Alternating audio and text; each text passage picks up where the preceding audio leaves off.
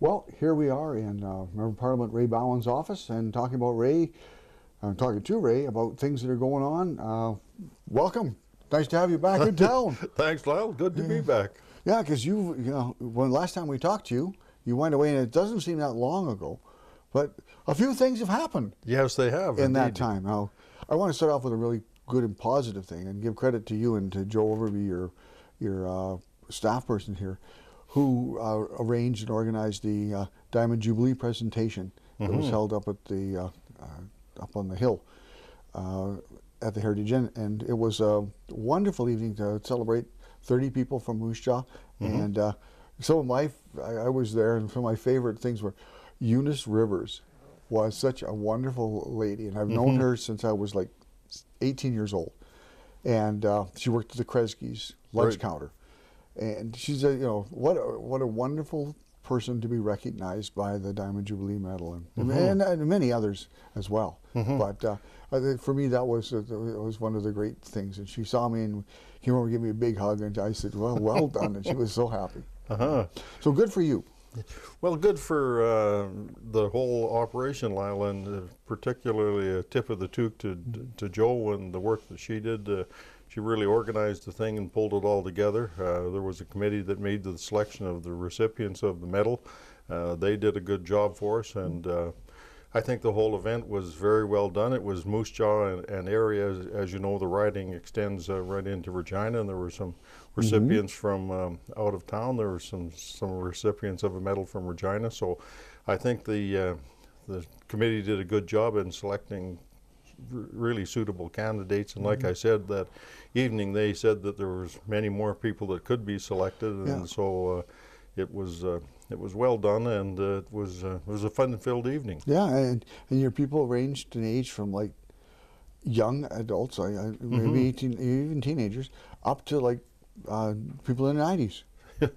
Double senior citizens. Yeah, exactly. But that was a good thing, and HMP was allowed to do a selection, so that was a great thing. Right. Some other news broke the week after that wasn't so good, and that was the senator, the young native Aboriginal senator, and his wheels fell off real fast. It did. That whole issue with the senator and what happened with the police charging him with a couple of serious charges. Assault is nothing to be sneezed at in terms of a charge by the police department, and so that's not good. And I think the Prime Minister said it as well as could be said. It's under review, and we'll wait till the courts have made their decision as to what happens as far as his continuance in the House or not, and what happens to his senatorship, whether it stays in place or not. So and it was hoped to be like a showcase for Prime Minister, saying, well, I got this young Aboriginal guy, and it'll bring some vitality, and didn't work out. No, and sometimes those things happen. Certainly, when you look at his credentials in terms of what he has done and what his involvement has been in, it's all very positive. But behaviorally, there's a question mark there, and left something to be desired, I think the phrase is. True enough. Yeah. Yeah.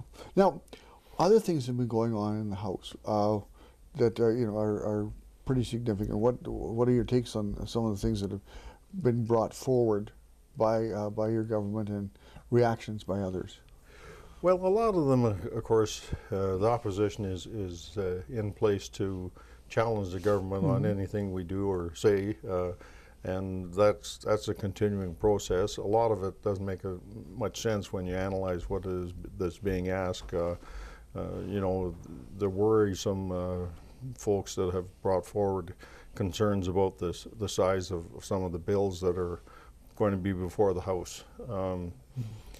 There's like the omnibus idea. I have to tell you myself, it's nice to maybe deal with a lot of things a lot of time, but there's some things in there that kind of get caught up in the moment, and people say, well, I'd like to talk about that individually, but if I don't vote for everything, then, or don't, if I don't complain about everything, then it seems like I'm just a whiner and stuff like that. But there are some things in there that people are taking issue about. So right, and they're well advised to do that if they choose to do that, and that's fair enough. But that doesn't change the dynamics around that particular bill. I think sometimes we get lost in the forest when we're looking for trees, and I think a lot of people really haven't given the time and effort to really read the bill all the way through and look at what parts they're concerned about, because they can introduce any of that back to the House. It's the debate is far ranging, and they have a chance to debate that bill just as any other member of the House has a chance to do that.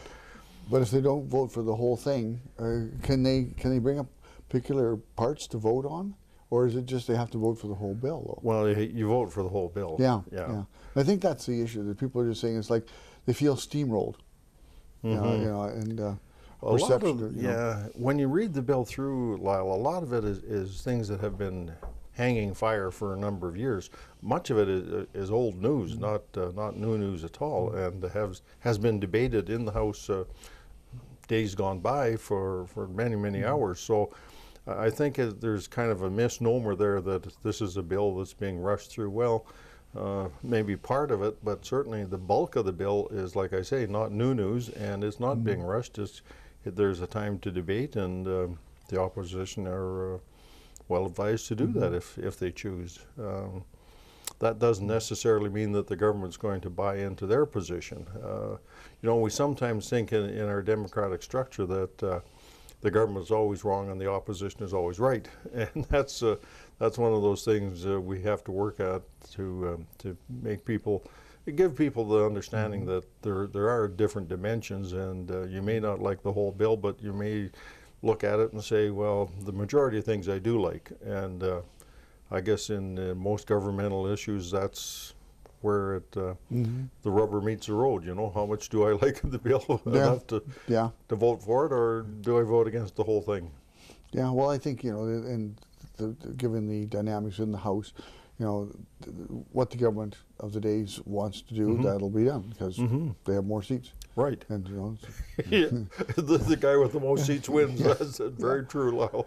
Now, as we're filming this, we were originally going to have you on to film our session yesterday, but I got trumped by the Prime Minister. No, right. I mean, that's kind of significant, I guess. But he showed up in Saskatoon and said, Ray, I think it'd be a good idea you came up here. And go, okay, but I have an interview with Lyle. Wow. Maybe he owes me one now. Yeah. But you went to Saskatoon, and there was an announcement. The biggest announcement I saw was the defibrillators in the hockey rinks. That's and it was kind of neat, because in the military, I took my first aid safety course, and I know how to use the defibrillator, so I'm kind of excited that good. It's going to be there. But so he was there, and he called you up, and we went and watched the hockey game, and but you told me he left after the photo opportunity. They took his picture. He didn't stay for the end, which was one of the most exciting games this year. Right. Well, the Prime Minister and others that were there didn't stay till the very end of the game, and missed all the action. The fireworks happened. At the 18-minute mark, but.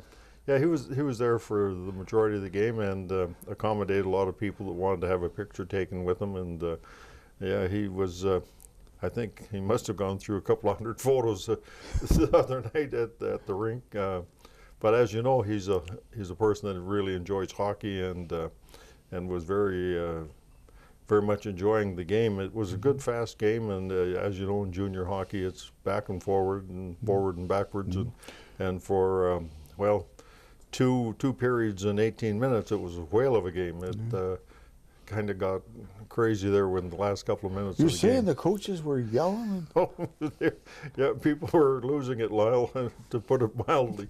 Yeah, one of those things that happens in hockey. Well, I know Saskatoon's a pretty big, tough team, and our team isn't quite as big as their team, and they can take advantage of them sometimes, and I think that's probably what happened.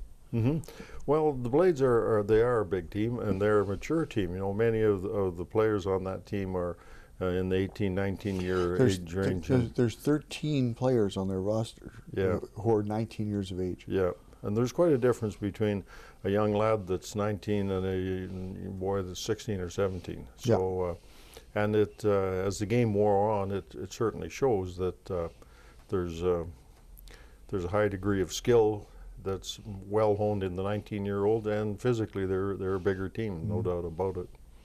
Yeah, and you are a faithful Warrior fan too. I mean, season tickets, and for years you've been. We're season ticket holders and enjoy the Warriors, and great team. So we've got 2 minutes left. What's coming up when you go back to Ottawa after the weekend? Well, we're right on the doorstep of the budget, of course, and there will be lots of discussion around that. We've presented some positioning from Palliser here that people have shared with us they'd like to see in a budget document. Again, it's a document that'll be vetted in caucus, and we'll have a chance for a lot to say, and the budget will reflect kind of the, for want of better words, the community structure of the government in terms of what they can do with limited funds. As you know, the target is to balance the budget by 2015, and so everyone likes to see that happen, but most of us say, well, don't touch our end of the world. Exactly, yeah. But I'm afraid some of our world will be touched if we're going to get to that targeted number of 00 across the page. Yeah, for sure. Well, I wish you good luck when you get back to Parliament, and that, if there's any concerns, people can always contact you here at your office, which I found when I was booking this interview, I said 691-3577. And I'm going like, I know the number. and sorry, it's not. It's 3750. Oh, great. Maybe I don't know it anymore. But call Ray's office. It's in the phone book. It's on, and let him know your concerns. And also, don't forget, you can give people kudos too, like we are about some things that happen. You bet. Okay. So that wraps it up from here with our Member of Parliament, Ray Boughen. Thanks to my guests for being here. We'll see you again soon on Moose Jaw This Week.